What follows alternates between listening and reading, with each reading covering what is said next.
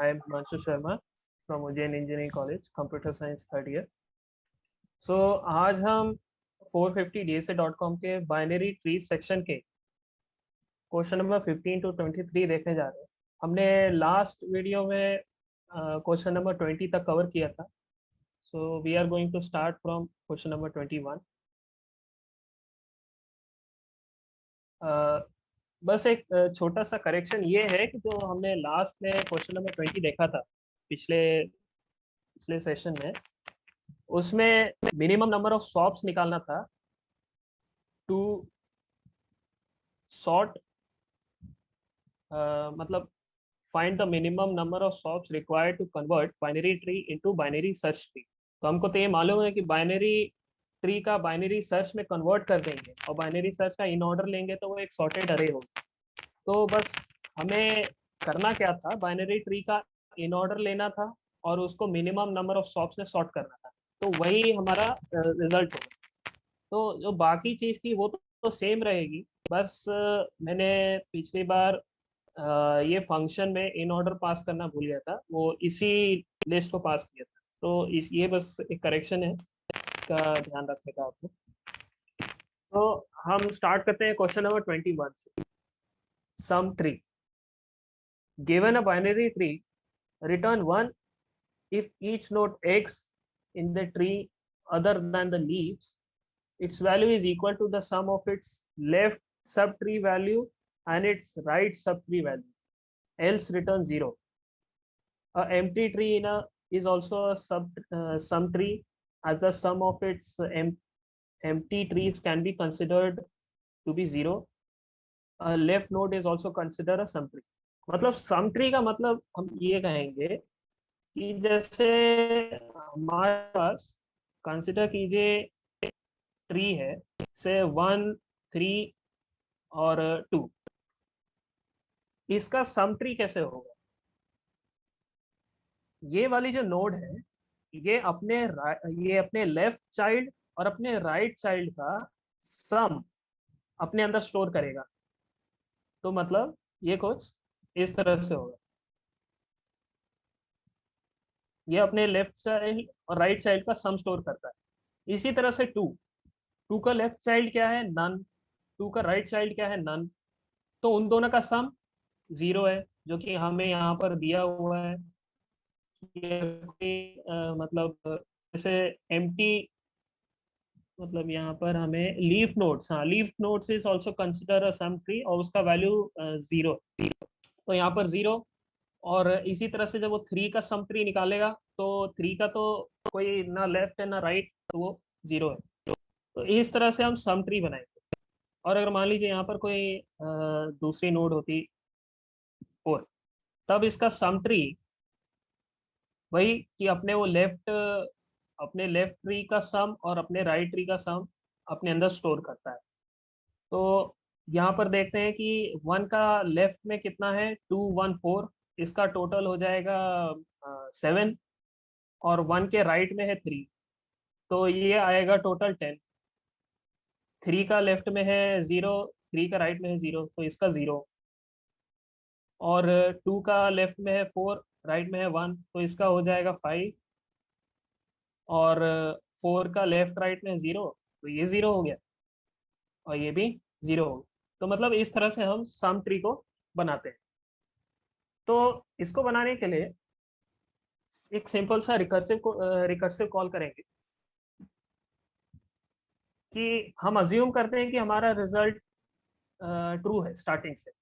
ये एक global variable है जो इस फंक्शन के बाहर है, ठीक। तो इसके लिए वो उसके स्कोप से बाहर है। तो हम अज्यूम करते हैं कि जो हमारा पास पास किया हुआ ट्री है वो सम ट्री है, और इस अजम्पशन के साथ हम इस फंक्शन को स्टार्ट करते हैं। तो अगर ये नोड नन है, मतलब यहाँ ये नन नोड है, यहाँ पर कोई ऑपरेशन हो नहीं सकता, तो रिटर्न कर दो, रिटर्न 0।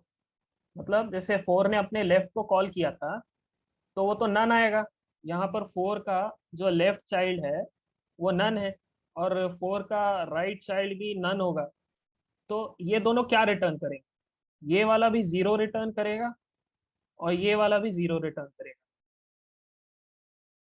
ठीक, तो उस 0 को रिटर्न करने के लिए यहाँ पर हमने रिटर्न 0 कर। मैं इस कंडीशन के आगे आगे चल के बताता हूँ। अच्छा, तो अगर नोड हमारा नन है तो 0 रिटर्न कर दो। अदरवाइज अदरवाइज मैं यहाँ पर ऑपरेशंस कर सकता हूँ। ऑपरेशंस करने के लिए मैं अपने आप को फिर से कॉल करता हूँ कि भाई लेफ्ट में ढूंढो तो यार, यहाँ पर सम कितना है, यहाँ का जो मेरा लेफ्ट सब ट्री है उसका सम कितना है, उसको लेफ्ट में स्टोर कर लो। और राइट का सम कितना है, उसको राइट में स्टोर कर लो। और अगर जो अ, मेरी वैल्यू है, मेरी वैल्यू मेरे मेरे मेरे अंदर जो वैल्यू रखी है, जैसे यहाँ पर 10 है। 10 मतलब यहाँ पर तो 10 आएगा ना, इसके करस्पॉन्ड, वन के करस्पॉन्डिंग यहाँ 10 आएगा। वो तो सही बात है। तो वन जब अपने लेफ्ट में कॉल मारता है तो वो बोलता है कि यहाँ पर सम कितना आ रहा है, 7। तो वन के लेफ्ट में है 7, यहाँ पर +7। और जब वन अपने राइट में कॉल देता है तो यहाँ से आएगा उसका +3। तो टोटल हो जाएगा +10, जो कि यहाँ पर है। तो वो देखता है कि भाई मेरे मेरी जो मतलब मेरे अंदर जो वैल्यू स्टोर है वो लेफ्ट और राइट के सम के बराबर है। अगर नहीं है, अगर सम के बराबर नहीं है तो भाई मतलब एक एक्सेप्शन आ गया। एक्सेप्शन आ गया, फॉल्स कर दो। इसको अपडेट करने के बाद हम क्या करते हैं कि पेरेंट कॉलर, भाई जिस फंक्शन ने मुझे जिस नोड ने मुझे कॉल किया है उसको मेरी वैल्यू प्लस मेरा लेफ्ट प्लस मेरा राइट ऐसी रिटर्न होगा। मतलब जैसे यहाँ पर देखते हैं ना कि वन अपने लेफ्ट में कॉल देता है 2 को, 2 कॉल करता है 4 और 1 को। तो 2 के लेफ्ट में कितना आएगा, +4। 2 के राइट में कितना आएगा, +1। तो इस नोड पे कितना होगा, मतलब इस नोड पे कितना आएगा, +5। लेफ्ट एंड राइट +5, और लेफ्ट एंड राइट +2। इस नोड की वैल्यू वो रिटर्न करता है तो +7, जो कि हमें 7 मिल रहा है। इसलिए हमने उस नोड की वैल्यू लेफ्ट और राइट को प्लस करके रिटर्न किया, तो ताकि वन को पता चल जाए कि मेरे लेफ्ट में जितना जो सब ट्री है उसका टोटल सम कितना। इस तरह से हम पेरेंट नोड को अपनी वैल्यू रिटर्न करते हैं। तो अगर किसी भी रिकर्सिव इटरेशन पे अगर वो देखता है कि यार ये जो ट्री है ये तो सम ट्री नहीं है, हम पहले से अज्यूम करके चल रहे थे कि है, और यहाँ एक ऐसा ऐसा एक्सेप्शन आया कि ऐसा इक्वल नहीं है, मेरे नोड की वैल्यू अपने लेफ्ट और राइट के सम के बराबर नहीं है, तो मैंने फॉल्स कर दिया। जब मैं अपने पेरेंट को रिटर्न करता हूँ तो वो देखता है कि यार ये तो वैल्यू फॉल्स हो गई। तो अब ये कोई भी ऑपरेशन नहीं करेगा, ये सिर्फ 0 रिटर्न करता जाए, ताकि हमारा जो आगे का जो कंप्यूटेशन है वो सेव हो जाए। इसी हिसाब से जब हम ये सारा इटरेशन करते हैं, इटरेशन करने के बाद हमें वो इस रिजल्ट को रिटर्न कर देना, यही हमारा फाइनल आंसर आ जाएगा। तो हमने क्या किया था कि हमने स्टार्टिंग में एक ट्री ऑपरेशन करके क्लास डिफाइन की थी, उसमें हमने एक ऑपरेशन दिया था कि अरे रिप्रेजेंटेशन से हम ट्री को बनाते हैं। तो वही किया, ऑब्जेक्ट बनाया, उसका करस्पॉन्डिंग ट्री बनाया, और उस ट्री का मैंने प्रॉपर नोड वाइज इस रिटर्न में स्टोर कर लिया। अब मैं ऑब्जेक्ट का चेक सम ट्री फंक्शन कॉल करता हूँ। कॉल करने के बाद वो अपना सारा कंप्यूटेशन करता है, और कंप्यूटेशन करने के बाद उसका रिजल्ट वेरिएबल में स्टोर हो जाएगा वैल्यू, और उस चीज को मैं यहाँ प्रिंट कर देता हूँ। तो जैसे ये हमारा जो पहले से एग्जांपल चल रहा था ये उसी का है। तो अगर हम हाँ, जो पहले से एग्जांपल चल रहा था वही चीज है।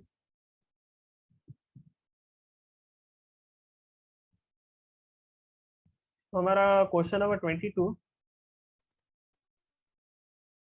Given a binary tree, check if all leaves are at same level और नॉट। मतलब हमारे बाइनरी ट्री में जितनी भी लीव्स हैं उनका लेवल सेम है कि नहीं। मतलब जैसे हम कह सकते हैं, जैसे हमारा एक ट्री है, इसके वन अपना रूट है, इसका लेफ्ट चाइल्ड मतलब लेफ्ट सब ट्री का मैक्सिमम डेप्थ कितना है, 3। इसका लेफ्ट, इसके राइट का मैक्सिमम डेप्थ कितना है, 1। 1 है, मतलब लेफ्ट में भी 1 है, राइट में भी 1 है। तो यहाँ पर दोनों जो लीफ नोड है वो सेम लेवल पे है। और अगर जैसे यहाँ पर 4 होता, यहाँ पर हमने 5 कर दिया, तो हम देखते हैं कि अब 1 रूट है, तो 1 के लेफ्ट में मैक्सिमम डेप्थ कितना है, 2। एक ये वाला, एक ये वाला, या फिर 1 से 3 और 3 से 4। यहाँ से 2 का डेप्थ है, और 1 के राइट में मैक्सिमम डेप्थ कितना है, 1। तो हम कहेंगे कि यहाँ पर सभी जो लीफ नोड है, लीफ नोड, ये लीफ नोड, ये लीफ नोड, ये लीफ नोड सेम लेवल पे नहीं है। से यहाँ अगर ये 4 को भी हटा दे तब भी सारी लीफ नोड सेम लेवल पे नहीं है। यहाँ 1 के लेफ्ट में मैक्सिमम डेप्थ है 2, 1 के राइट में है 1। तो मतलब इस तरह से काम कर रहा है। तो हम करते क्या है कि अ, हम एक वेरिएबल डिफाइन करते हैं, हाइट, अभी तक की हाइट कितनी है, और फाइनल रिजल्ट को हम अज्यूम करके चलते हैं कि हमारा जो दिया दिया हुआ ट्री है वो अ, उसमें सारे लीफ सेम लेवल पे हैं। तो हम रिकर्सिव कॉल करते हैं, तो सबसे पहले हमारा वही बेस केस होता है कि यार ये जो हमें नोड दी है अगर ये नन है तो भाई मैं कोई ऑपरेशन कर ही नहीं सकता। या फिर मेरा आगे चल के अगर रिजल्ट फॉल्स हो जाता है कि भाई मैंने आगे फंक्शन में देखा, अब देखता हूँ कि जो रिजल्ट है, फाइनल रिजल्ट वो फॉल्स हो गया, गिवन बाइनरी ट्री में 2 नोड है जिनका लेवल सेम नहीं है, तो भाई मतलब एक्सेप्शन मिल गया, तो हम रिटर्न कर देते हैं ताकि हमारा कंप्यूटेशन बचे। या फिर हम देखते हैं, एक और केस आता है कि लेफ्ट साइड और राइट साइड दोनों नन है। तो भाई दोनों नन कब होते हैं, जब मैं लीफ नोड, जैसे यहाँ पे 5 का लेफ्ट में क्या है, नन, और 5 के राइट में भी नन है, तो ये 5 हो गया अपना लीफ नोड। तो अगर मैं लीफ नोड हूँ तो ये देखो कि हाइट -1 है क्या, -1 इसलिए कि यार अभी अगर मैं मान लो मेरा जो पहला जो रिकर्शन चल रहा था, 1 3 को कॉल करता है, 3 5 को कॉल करता है, 5 देखता है कि मैं लीफ नोड हूँ, फिर 5 चेक करेगा कि यार हाइट अभी तक इनिशियलाइज हुई है कि नहीं। अगर इनिशियलाइज नहीं हुई है तो इस हाइट को अपडेट करो, क्योंकि हम यहाँ पर हाइट लेते चल रहे हैं। और अगर हाइट अभी तक इनिशियलाइज नहीं हुई है तो जो पूरे ग्लोबल स्कोप में जो मतलब दिख रहा है हाइट, उसमें सेव कर दो। और अगर हाइट इनिशियलाइज हो चुकी है, -1 से आगे बढ़ गई, मतलब किसी नोड ने उस वैल्यू को चेंज किया है, तब देखो कि मैं लीफ नोड हूँ और मेरी हाइट जो सेव की हुई हाइट है अभी तक की, मतलब ये जो ग्लोबल स्कोप में दिख रहा है और ये नोड को जो दिख रहा है, तो नोड देखता है कि भाई मैं जितनी हाइट पे हूँ वो पिछले वैल्यू जो, मतलब पिछले नोड ने जो वैल्यू फाइंड की थी उसके बराबर है या नहीं। अगर बराबर नहीं है मतलब एक एक्सेप्शन मिल गया, एक्सेप्शन मिल गया तो हम उसी समय रिजल्ट को फॉल्स कर देते हैं, अदरवाइज हमें कुछ करने की जरूरत नहीं है। तो यहाँ पर 1 3 को कॉल करता है, 3 5 को, 5 देखता है कि -1 है क्या हाइट, यहाँ पे -1 है क्या, अगर है तो उसमें अपनी हाइट डाल दो जो कि 2 होगी, तो अपना जो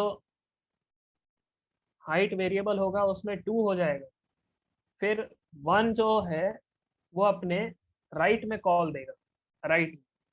तो राइट में कॉल देगा तो टू, टू देखता है कि मैं लीफ नोड हूँ, हाँ हूँ, तो मेरी हाइट कितनी है, 1, जो कि सेव टू ही वैल्यू से अलग है, तो मतलब एक्सेप्शन मिल गया। तो हम क्या करते हैं, वही फॉल्स डिक्लेयर करके हम रिटर्न कर देते हैं। और अगर ऐसा कुछ नहीं है कि अगर मैं लीफ नोड नहीं हूँ, तो मतलब मैं एक नॉर्मल नोड हूँ, जैसे यहाँ 1 3 को कॉल करता है, 3 को मालूम है ना कि मैं लीफ नोड नहीं हूँ क्योंकि मेरे एक लेफ्ट में सब ट्री है, तो मतलब मैं लीफ नोड नहीं है, तो ये केस कभी आएगा नहीं। तो वो नॉर्मल आगे कॉल करेगा, वो अपने लेफ्ट में देखेगा, हाइट बढ़ा देगा, और अपने राइट में कॉल देगा, हाइट को +1 करके। और जब ये रिकर्सिवली खत्म हो जाएगा, तब ये रिजल्ट में फाइनल वैल्यू होगी जिसको हमें रिटर्न करना है। तो वही हमने किया, जो हमने ट्री ऑपरेशन करके जो पहले क्लास बनाई थी, उससे हमने ट्री बनाया उसको अरे पास करके, उसने हमें ट्री का रूट नोड रिटर्न किया। फिर रूट नोड को हमने check same level leave function को कॉल किया, तो सिंपली हमें उसका रिजल्ट रिटर्न कर। तो ये वाला जो अपना ट्री है वो आपको तो याद होगा, ये वाला है। तो इस देख सकते हैं कि 4 10 सेम लेवल पे नहीं है, 10 14 तो है लेकिन 14 25 भी नहीं है, तो ये हमारा वैल्यू जो रिटर्न करेगा वो फॉल्स रिटर्न करेगा।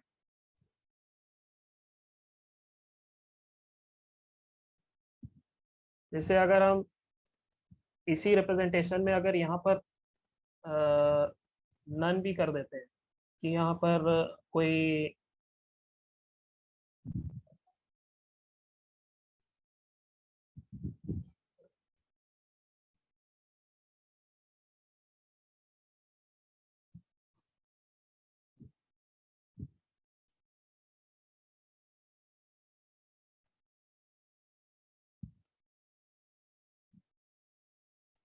अच्छा ठीक है, उसको देखते हैं अभी।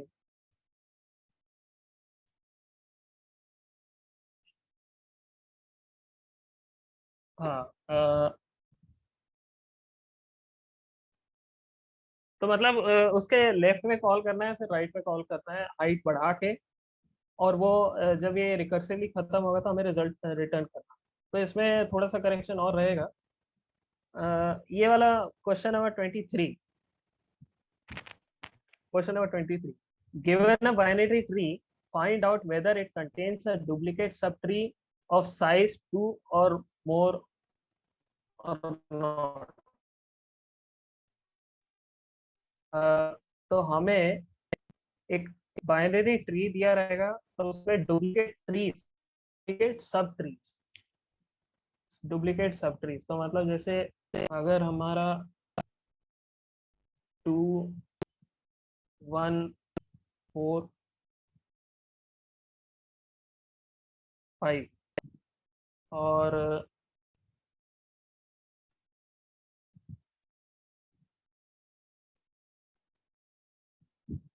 1 4 5, तो हम देखते हैं कि इस ट्री के अंदर दो, एक 5 और 1 4 5 ईयर वाले दो, तो हम इसके लिए रिटर्न करेंगे ट्रू। और यहाँ देखते हैं कि यहाँ पर अब दो डुप्लीकेट सब ट्री नहीं है, तो हम यहाँ पर फॉल्स रिटर्न करेंगे। तो वही करते हैं हम। हमारा जो अ, इस पे काम करने का ये तरीका रहेगा कि हम हर एक नोड से उसका प्री ऑर्डर ट्रैवर्सल लेंगे, प्री ऑर्डर, और उस प्री ऑर्डर ट्रैवर्सल को सेव करते जाएंगे। प्री ऑर्डर ट्रैवर्सल मतलब जैसे यहाँ से टू, टू अपने लेफ्ट में जो ट्री है उसका प्री ऑर्डर मांगेगा, टू अपने राइट का प्री ऑर्डर मांगेगा।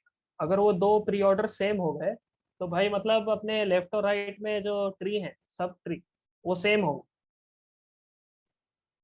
तो उसी कॉन्सेप्ट को क्या हम करते हैं कि अ, हर बार पैटर्न को सेव करने के बाद मैच कर देंगे। तो एक तरह से रेबन पार्ट मेथड की यहाँ यूज हो रही है, वो मैचिंग ऑफ स्ट्रिंग्स का। तो उसके लिए हम सबसे पहले तो एक हैश मैप को डिक्लेयर करते हैं और max length as a false declare करेंगे। और हमें अब इस ट्री के अंदर ट्रैवर्सल करना है। ट्री के अंदर ट्रैवर्सल करने के लिए अभी तक हमने रिकर्जन देखा था, अभी हम यहाँ स्टैक देखते हैं। स्टैक मेथड से हम कैसे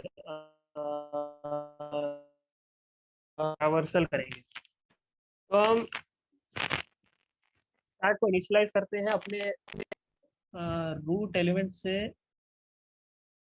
रूट के लेफ्ट। रूट के लेफ्ट से क्यों? क्योंकि जैसे अगर मान लीजिए ये मेरा ट्री है, तो ऐसा तो कोई सब ट्री नहीं होगा जो इस पूरी ट्री को कंटेन करे, वो तो खुद ही हो जाएगी ना, तो मुझे उसे कंसिडर करने की जरूरत नहीं है। तो इसीलिए मैं लेफ्ट में जाता हूँ, लेफ्ट में जितने भी पॉसिबल प्री ऑर्डर्स हैं उनको सेव कर लेता हूँ।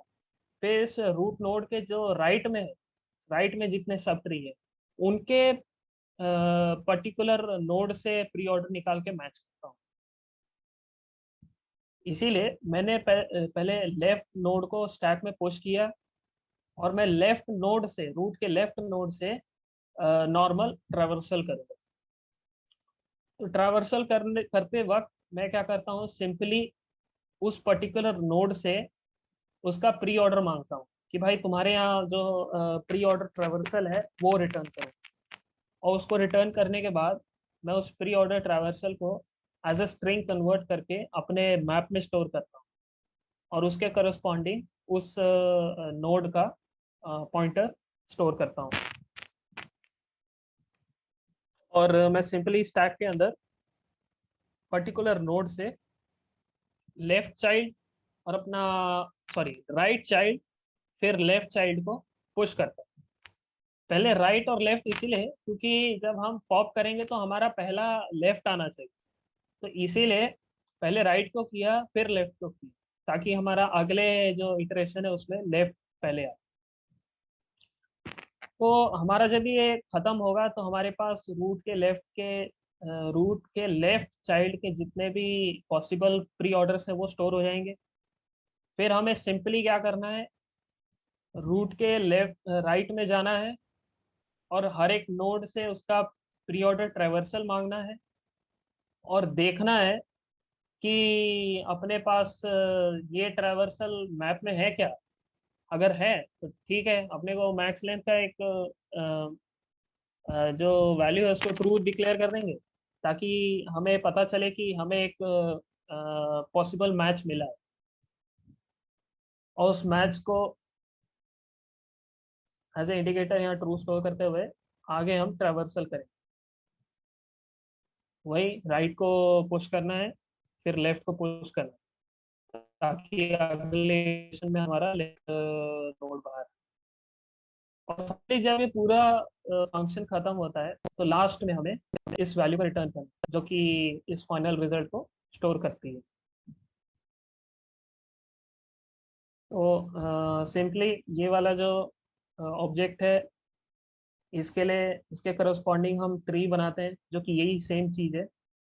इस यहाँ पर अपना हो रहा है।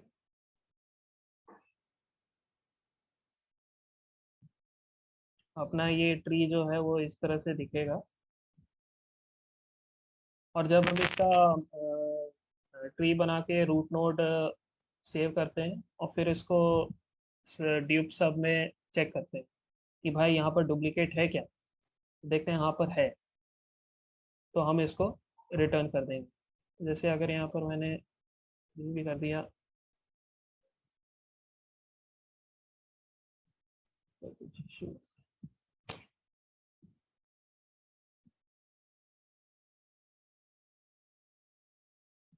अ, यहाँ पर अपना इसलिए ट्रू आ रहा है क्योंकि अभी जैसे हमारा ये जो रिप्रेजेंटेशन था इसमें 2 1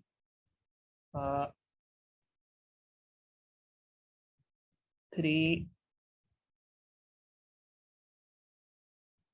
1 5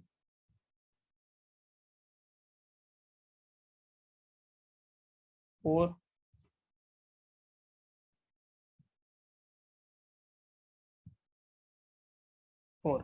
तो इसमें अपना एक और सब ट्री है जो कॉमन रहेगा, जो कि है 1 4 और 1 4, 1 4 एंड 1 4। इसलिए आंसर ट्रू आ रहा है ये वाला। अगर हम इसको भी चेंज कर देंगे तो ये इनको भी, तब जाके वो फॉल्स होगा। तो इसीलिए अभी के लिए वो ट्रू आ रहा है।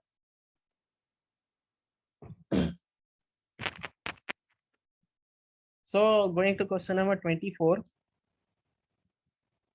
Check if two trees are mirrored और नॉट। मिरर का मतलब हमने जैसे ट्री बनाया और उसके सामने मिरर रख दिया तो उसका एक ऑपोजिट फेस बनेगा, ऑपोजिट फेस। तो वो उसके अगर सेम होगा तो हमको ट्रू रिटर्न करना है। तो जैसे अपने पास एक सिंपल सा ट्री है 2 3, और एक और ट्री है 3 2। तो हम देखते हैं कि अगर इस ट्री के इधर हम एक मिरर रखते हैं तो वो इसकी तरह दिखेगा। मतलब ये थोड़ा सा तिरछा है इसलिए, लेकिन अगर यहाँ ऐसा थोड़ा तिरछा में अगर आईना रखते हैं तो ये एकदम मिरर होगा उसका। तो अगर ऐसी प्रॉपर्टी है तो हमको ट्रू रिटर्न कर। तो हम मिरर का क्या मतलब है, मिरर का मतलब ये रहेगा कि इस नोड का जो राइट होगा वो इस नोड के लेफ्ट के बराबर होगा, और इस नोड का जो लेफ्ट होगा वो मिरर के जो नोड है उसके राइट के बराबर होगा। मतलब अपोजिट साइड्स जो हैं वो एक अपोजिट साइड्स की जो नोड है उनकी वैल्यू सेम होनी चाहिए। तो ये मिरर फॉर्म होगा। तो इसीलिए हमको, जब हम जैसे तो फिर इस फंक्शन में आते हैं तो वही हम पहले से अज्यूम करके चलते हैं कि यार जो रिजल्ट है वो ट्रू है। दिए हुए जो पहले से, मतलब जो दिए गए ट्रीज हैं वो दोनों पहले से ही एक दूसरे के मिरर। तो हम जब रिकर्सिव कॉल करते हैं तो एक अपनी केस रहेगी, ये वाली केस, कि यार अगर वन नन है नोड वन नन है, या फिर नोड 2 नन है, या फिर दोनों नोड जो है वो नन है, तो रिटर्न कर दो। यहाँ पर एक्सऑर इसलिए किया कि जैसे अगर अ, अपना एक्सऑर का ये प्रॉपर्टी रहता है ना कि 1 0 पे 1 देगा, 0 1 पे 1 देगा, और अगर सेम वैल्यूज हैं तो उन पे 0 देगा, और 1 है तो उस पे भी 0 देगा। तो अपने एक्सऑर की प्रॉपर्टी हो जाती है।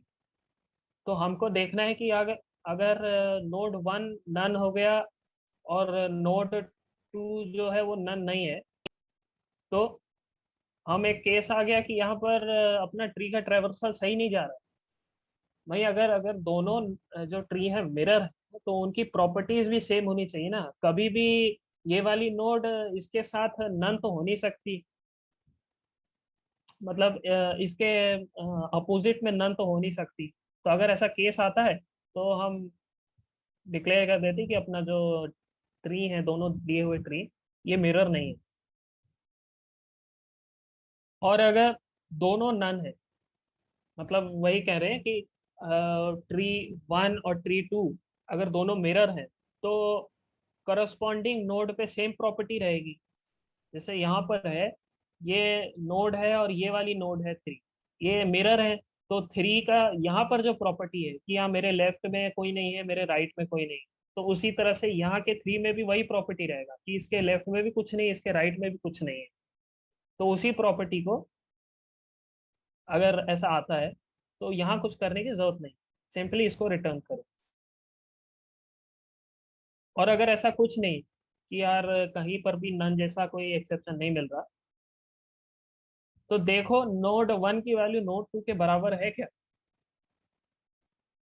नोड 1 की वैल्यू अगर नोड 2 के बराबर है तब जाके क्या करो, नोड 1 का लेफ्ट और नोड 2 का राइट से कंपैरिजन चालू करो। मतलब जैसे यहाँ वन कॉल हो रहा है ना, रूट नोड दोनों का, तो वो देखता है कि रूट नोड सेम है क्या। हाँ सेम है। तो अब मुझे वन का जो, ये वाले वन का लेफ्ट इस वाले वन के राइट से कंपेयर करना है आगे चल के। तो हमने वही चीज यहाँ पर की।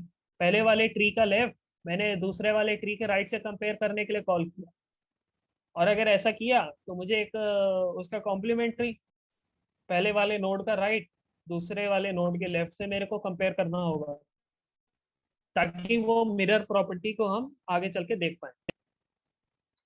तो ये रिकर्सिवली कॉल करता जाएगा। लेकिन अगर ऐसा कुछ नहीं है यार, मतलब कि कोई नन वैल्यू भी नहीं है और वैल्यू सेम भी नहीं है, तो मतलब हमारा एक एक्सेप्शन आ गया, और रिटर्न कर दो कि फॉल्स, मतलब जो दोनों दी हुई ट्री है वो मिरर नहीं है, फॉल्स स्टोर करो और रिटर्न करो। और आगे जितने भी रिकर्सिव कॉल होंगे वो इस कॉल को देखेंगे और बोलेंगे कि यार जब पहले ही रिजल्ट फॉल्स है तो आगे चलने की कोई जरूरत ही नहीं, तो वो रिटर्न हो जाए। तो इस तरह से कंप्यूटेशन भी बचेगा, और फाइनली हमें जो रिजल्ट जो वेरिएबल है इसको आउटपुट में दे देना है। तो हमने वही चीज़ की, यहाँ पर ऑब्जेक्ट डिक्लेयर किया, और हमने दो ट्री बनाए। दो ट्री, पहला रूट, रिटर्न वन में रूट स्टोर होगा और रिटर्न में रूट स्टोर होगा। तो ये वाले जो दो ट्री हैं वो बाय, मतलब इसको ऑन पेपर खुद मैंने मिरर किया, तब जाके ट्रावर्सल स्टोर किया।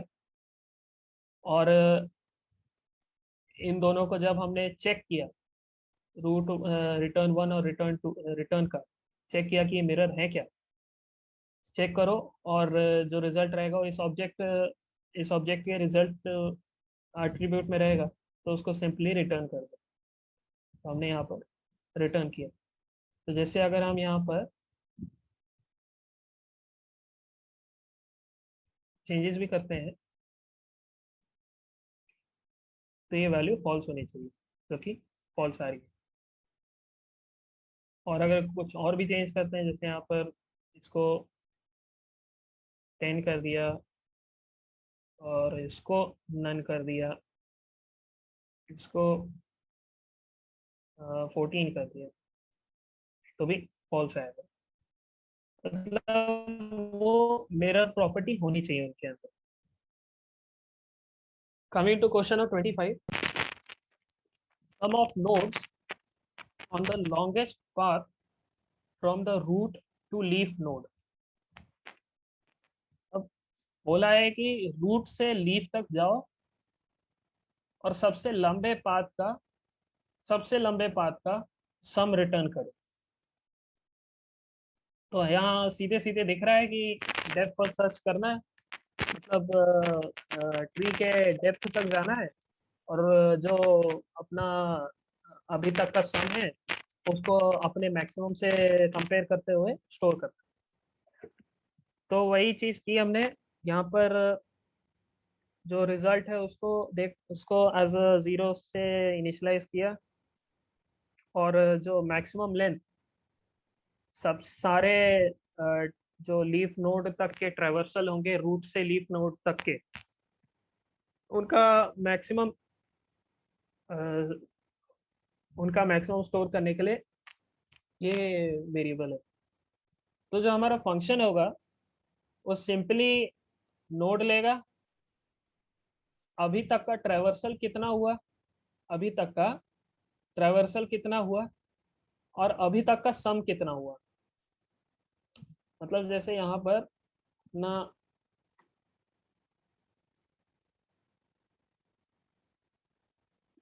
1 2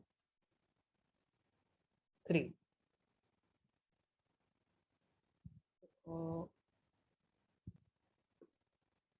4 और 5। तो जब हम फंक्शन कॉल करते हैं तो सिंपली रूट से कॉल होगा, ये रूट वैल्यू 3 पे जाएगी, 3 से 4। तो जब तक ये नीचे जाता है तो ये करंट लेंथ जो कि है 2, और करंट सम 1 + 3 + 4, जो कि होगा अपना 8, उसको कंपेयर करता है कि यार अभी तक के मैक्सिमम लेंथ से मेरी लेंथ बड़ी है क्या। हाँ बड़ी है, तो उसको स्टोर करो। और मेरा जो ट्रैवर्सल है उसका सम अगर करंट मैक्सिमम से बड़ा है तो उस रिजल्ट को स्टोर करो। तो उसी चीज़ को इम्प्लीमेंट करने के लिए हमको हमको लीफ नोड तक जाना है, लीफ नोड तक। और लीफ नोड पे हम तभी पहुंचेंगे जब ये नोड की वैल्यू नन होगी। वैसे होना तो चाहिए कि इस नोड का लेफ्ट और राइट दोनों नन हो, लेकिन वो जब हम आगे कॉल करते हैं, जैसे अगर यहाँ पर 3 का 1 एंड 3, 1 3 का राइट में नन है, यहाँ पर 3 के राइट में नन है, तो वो इसका लेंथ तो 1 ही रहेगा। और सम कितना भी हो जाए 1 3 4 से तो छोटा ही रहेगा, कितना भी हमारे पास कैसा भी केस हो, लेंथ इससे छोटी, सम भी छोटा रहेगा। तो इसलिए हमने सिंपली नोड को ही देखना है कि यार अगर नोड नन है तो देखो कि अभी तक का जो रिजल्ट अभी तक का जो रिजल्ट है उसमें क्या वैल्यू डाल। उस वैल्यू को डिसाइड करने के लिए देखते हैं कि यार करंट सम अभी तक के मैक्सिमम से बड़ा है, बड़ा है तो करंट सम को रखो। अगर करंट सम को रखो, और ये चीज तभी रखना है, ये चीज तभी रखना है करंट सम को, करंट मैक्सिमम रिजल्ट में तभी रखना है जब अभी तक के ट्रेवर्सल का लेंथ सबसे बड़े ट्रेवर्सल से भी बड़ा हो। मतलब जैसे यहाँ पर अगर 1 एंड 3 का लेंथ हो गया 1, टोटल सम हो गया कितना 4, फिर 3 आगे कॉल करता है तो ये हो जाएगा टोटल सम 8, और हमारा ट्रेवर्सल का लेंथ है 2। तो वही कि यार मेरा जो करंट सम है वो अभी तक के रिजल्ट से बढ़ा है, और मेरी जो ट्रेवर्सल की लेंथ है वो भी अभी तक के ट्रेवर्सल से बड़ी है। अगर ऐसा है तो मेरा जो करंट सम है उसको स्टोर करो, और ऐसा अगर नहीं है तो उस वैल्यू को कुछ मत छेड़ो, उसको वैसे ही रहने दो। तो ये तो तभी होगा जब हम रूट पे पहुंचे, मतलब लीफ नोड पे पहुंचेंगे। और अगर भाई हम लीफ नोड पे नहीं पहुंचे तो कॉल करो अपने लेफ्ट में और अपने राइट में, अपने लेफ्ट में और अपने राइट में। और जब आप लेफ्ट और राइट में कॉल कर रहे हो तो लेंथ को +1 करना पड़ेगा। +1 कर रहे हो और आगे बढ़ रहे हो तो अभी तक की जो करंट सम है उसमें अपनी वैल्यू भी जोड़नी पड़ेगी। जैसे यहाँ पर 1 3 को कॉल करता है, 3 4 को, 3 4 को तभी कॉल करेगा जब वो करंट सम में अपना वैल्यू जोड़ेगा। जो पहले 1 था उसमें 3 ऐड करेगा 4, तभी जाके वो 4 को कॉल करेगा। और इसकी लेंथ कितनी थी 1, 1 में और +1 करेगा, तो वही तब जाके उसको कॉल करता है अपने 4। तो ये रिकर्सिवली खत्म होते हुए हमको लास्ट में जाके अपना जो रिजल्ट वेरिएबल है उस क्लास वेरिएबल उसमें ये वैल्यू रहेगी, उसको रिटर्न करना। तो ये वाले अपने ट्री के लिए जो रिजल्ट था वो मैक्सिमम सम, जो कि इस ये ऑनलाइन क्वेश्चन में भी सेम ट्री था, आंसर भी वही आ रहा है।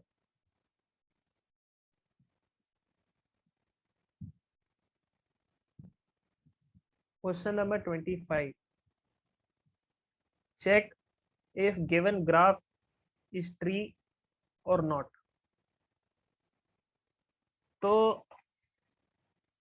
यहाँ पर जो हमारा ग्राफ का जो हमने क्लास पहले डिक्लेयर किया था उसमें हम सिंपली उसको पास करते हैं ना कि यार ये वाली नोड इस वाली नोड से कनेक्टेड है, फिर उसका एडजेस्टेंसी मैट्रिक्स बनाता है।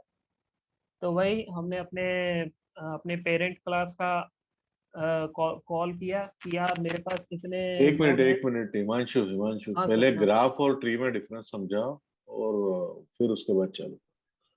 अच्छा,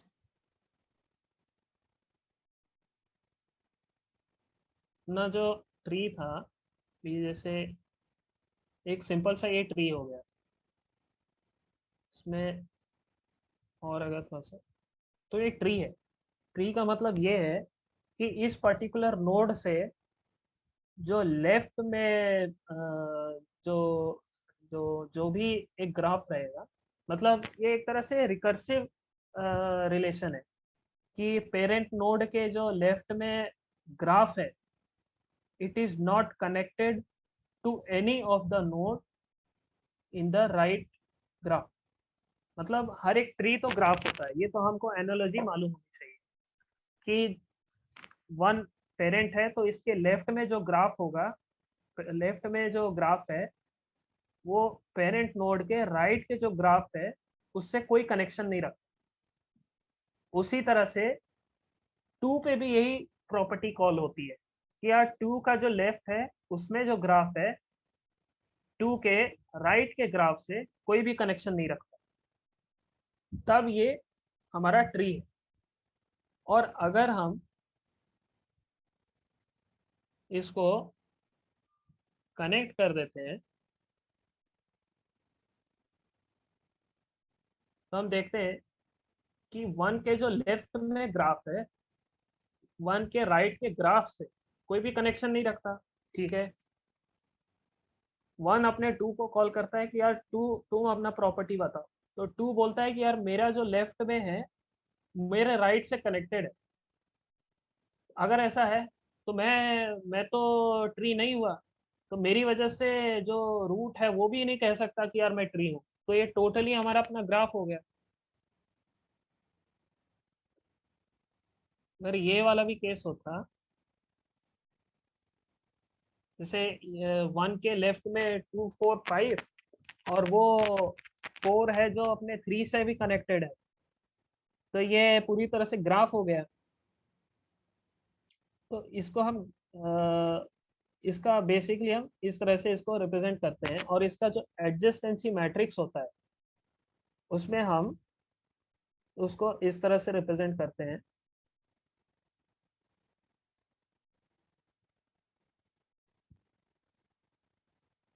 तो हम देखते हैं कि one is connected to one, no, क्योंकि ग्राफ में खुद से स्टार्ट होने वाला कोई भी इसके पास लिंक नहीं है, तो यहाँ पर हम जीरो स्टोर करेंगे।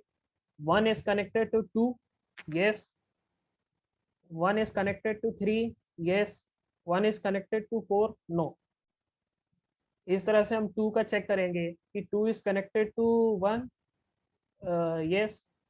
To is connected to two, no, क्योंकि हमें एक साइक्लिक जो पाथ है वो दिया नहीं है, उस नोड से स्टार्ट होने वाला उसी पे खत्म होने वाला, ऐसा कोई साइकिल दिया नहीं है, तो इसको हम जीरो रखेंगे।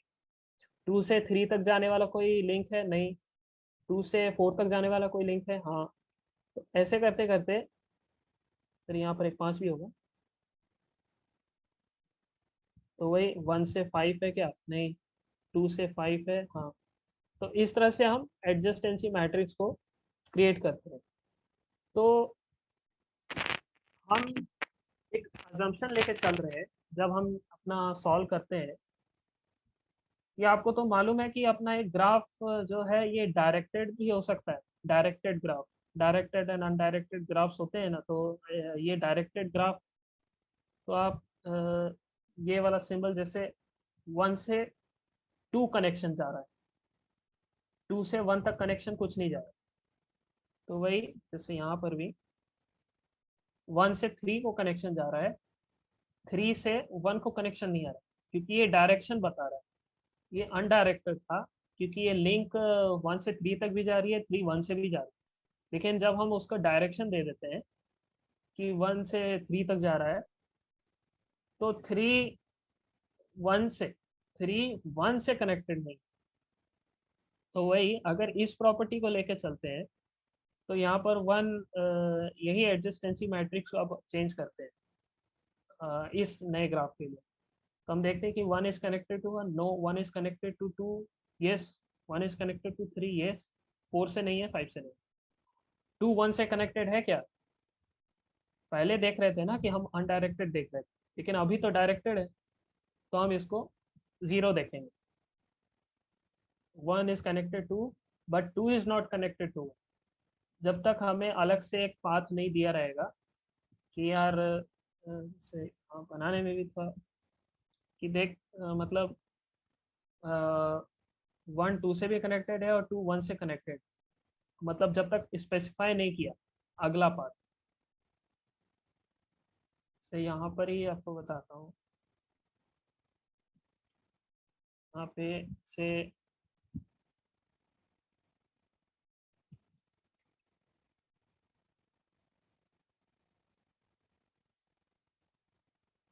जैसे यहाँ पर बताया कि 1 is connected to 3 and 3 is connected to 1। जब तक ऐसे एक्सप्लिसिटली बताया ना हो तब तक हम नहीं करेंगे, कहेंगे कि ये दोनों एक दूसरे से कनेक्टेड है इन अ डायरेक्टेड ग्राफ।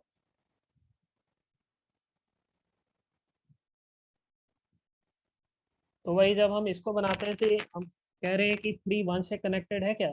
नहीं, क्योंकि अभी हमने देखा क्योंकि यहाँ पर अपने को कोई डायरेक्शन दिया नहीं। 3 इज कनेक्टेड टू 2, नो। ऐसे ही करते 3 4 से भी नहीं है, 3 5 से भी नहीं है, और 4 इज कनेक्टेड टू 1, नो। 4 2 से नहीं है, क्योंकि डायरेक्शन है ना यहाँ पर। हम अभी अज्यूम करके चल रहे हैं कि यहाँ सब डायरेक्शन दिया हुआ है।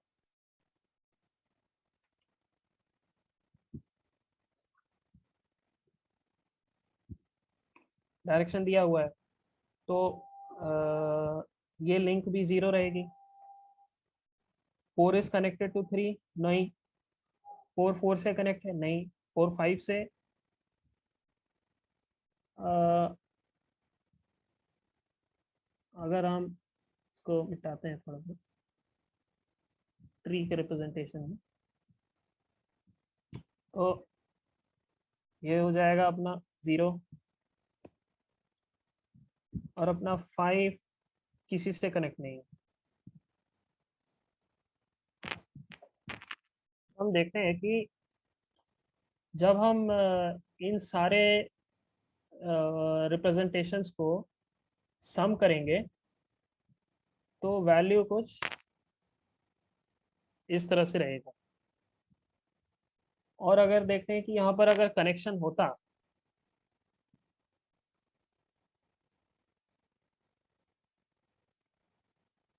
ये इस तरह से जा रहा है 4 to 5,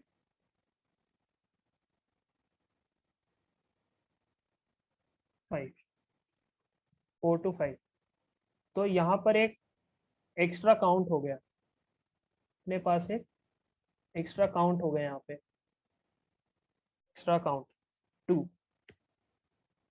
तो अगर ये अगर ऐसा एक्स्ट्रा काउंट आता है, इन सब रोज को प्लस करने के बाद एक एक्स्ट्रा ऐसा एक्स्ट्रा काउंट आ रहा है, तो मतलब अपना जो गिवन ग्राफ मतलब गिवन जो ग्राफ है वो ट्री नहीं है। मान लीजिए अगर ये कनेक्शन में अभी नेग्लेक्ट करता हूँ तो यहाँ पर ये 0 रहता, तो ये 1 रहता, और अगर फिर देखता हूँ कि यहाँ सब 1 है, तो मतलब जो गिवन ग्राफ है वो अपना ट्री है।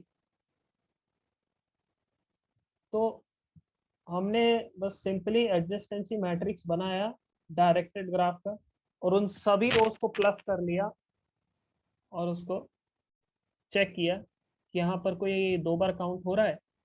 अगर ऐसा है तो ठीक है, जो दिया हुआ चीज़ है वो क्या कहते हैं जो दिया हुआ ग्राफ है वो ट्री नहीं है।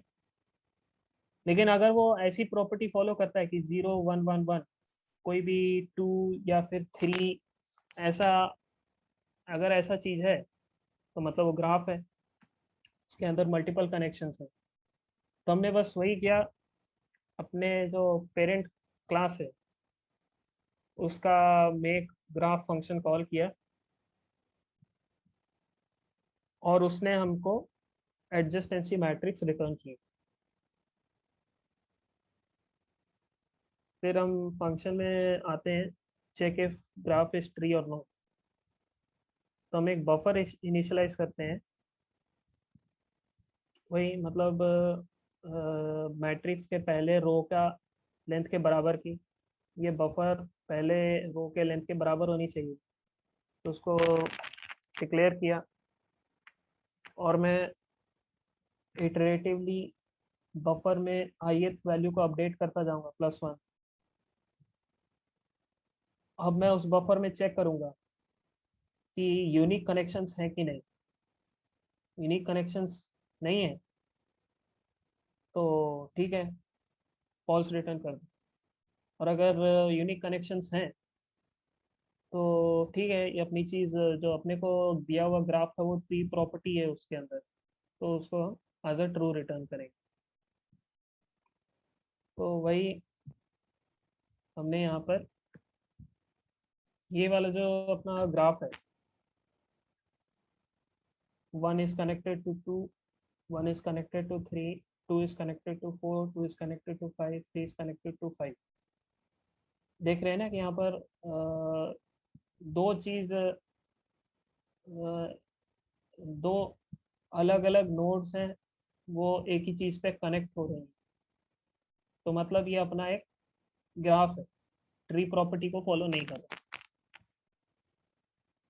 तो हमने इसको पहले ही देख लिया है, तो हमारा फंक्शन भी इसी तरह से बिहेव करेगा। तो हम सिंपली ऑब्जेक्ट डिक्लेयर करते हैं, उसको बताते हैं कि मेरे ग्राफ में कितनी नोड है x और y, कि x is connected to y। और फिर हम मैट्रिक्स को प्रिंट करते हैं, जो हमारा एडजेसेंसी मैट्रिक्स फॉर्म होगा। फिर हम फंक्शन को कॉल करते हैं check if graph is tree और नॉट, तो उस हिसाब से अपना वैल्यू रिटर्न करेगा। जैसे अगर ऑन पेपर भी आप बना के इसको देख सकते हैं, ये ग्राफ ट्री नहीं है, लेकिन अगर हम ये वाली लिंक हटा देते हैं, अब ये अपना जो ग्राफ रहेगा वो ट्री की तरह बिहेव करेगा, तो हमारा आंसर ट्रू आएगा।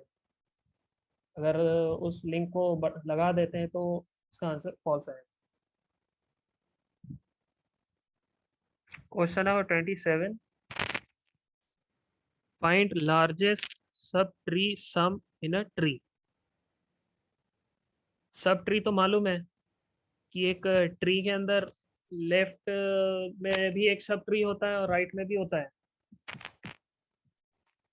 जैसे 1, 3, 2, 4 एंड 5। तो इस ट्री में कितने सब ट्री? एक ये, एक ये, फिर एक ये भी है, फिर एक ये भी है, मतलब इनको सब ट्री कहते हैं। तो हमको इन सब ट्री में से उस ट्री को रिटर्न करना है, उस ट्री का मतलब वो मैक्सिमम सम रिटर्न करना है जो पॉसिबल है किसी सब ट्री।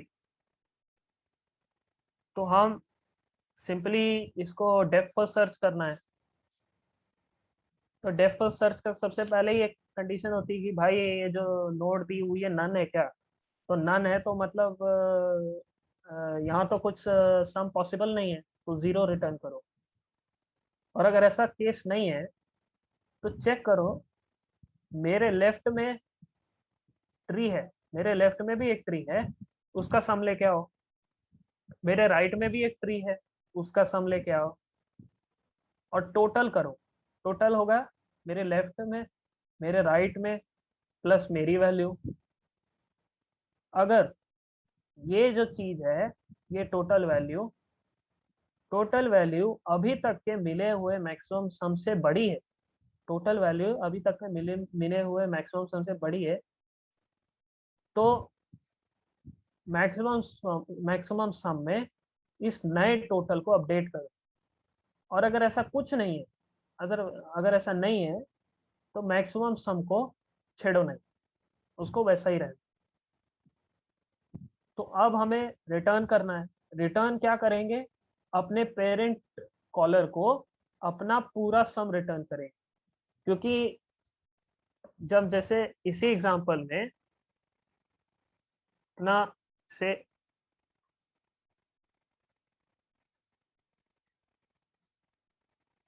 जब 1 अपने लेफ्ट में कॉल देता है तो 2 2 भी अपने लेफ्ट और राइट में कॉल करेगा, तो इसको वैल्यू रिटर्न्स होगी 5 एंड 3, दैट उसका टोटल हो गया 8।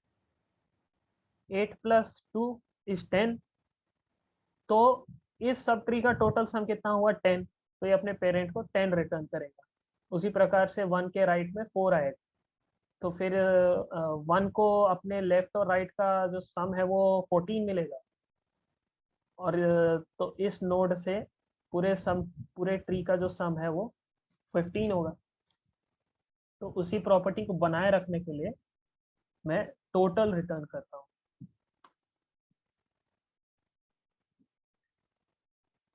इस ट्रैवर्सल के दौरान मुझे कहीं ना कहीं मैक्सिमम तो मिलेगा, तो हमें वो मैक्सिमम वैल्यू रिटर्न करनी है। तो ये जो ऑनलाइन जो क्वेश्चन है उसका एक टेस्ट केस है, तो उसका वैल्यू जो आंसर है वो भी उसी के करस्पॉन्डिंग। तो ये वाला ट्री कुछ इस तरह से दिखेगा, और जो यहाँ मैक्सिमम सम पॉसिबल है वो अपना 7।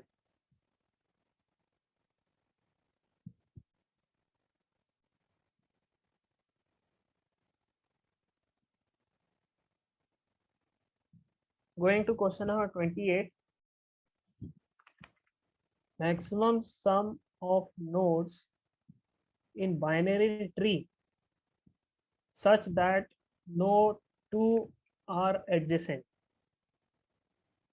हमें कहा है कि एक बाइनरी ट्री में मैक्सिमम सम रिटर्न करो ऐसे कि जिन नोड्स को चुन रहे हो वो एक दूसरे ना हो।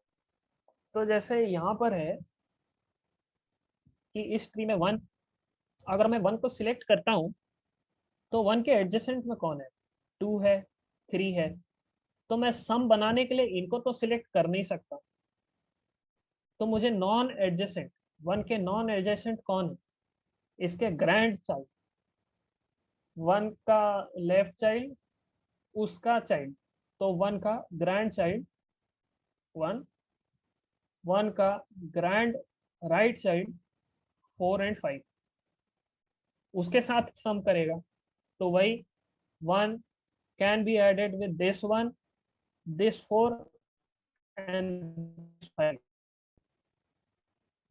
लेकिन एक दूसरा भी केस बनता है कि दिस ये वाला 1 है, ये वाला 2 है, अगर हम इसको सिलेक्ट करते हैं तो इसके साथ वो कौन सा दूसरा नोड है जो नॉन एडजेसेंट है, 3 है, 5 है, 4 है, लेकिन 2 के साथ एडजेसेंट 1 है, दिस 1, तो हम इनको सिलेक्ट नहीं कर सकते। अगर सिलेक्शन के आगे भी देखते हैं कि जैसे अगर मैंने यहाँ 2 सिलेक्ट किया, फिर इस ट्री में से एक सिलेक्ट कर लिया, जैसे 4 सिलेक्ट किया, तो अगर मैंने 4 सिलेक्ट कर लिया तो मैं 3 नहीं कर सकता। जैसे अगर यहाँ पर ही मैंने यहाँ 4 सिलेक्ट कर लिया तो अब मैं 3 सिलेक्ट नहीं कर सकता, क्योंकि ये मेरे डायरेक्ट लिंक में है, तो इसलिए अब मैं 5 सिलेक्ट करूँ। दूसरा भी केस होगा कि अगर मैं 2 को सिलेक्ट किया तो मैं इस ट्री के 3 को सिलेक्ट कर सकता हूँ, 3 को सिलेक्ट किया, तो अगर मैं 3 को सिलेक्ट किया तो इसके लेफ्ट और राइट में सिलेक्शन नहीं कर सकता, तो इसीलिए मैं सिंपली 2 और 3 पे रुक जाऊंगा।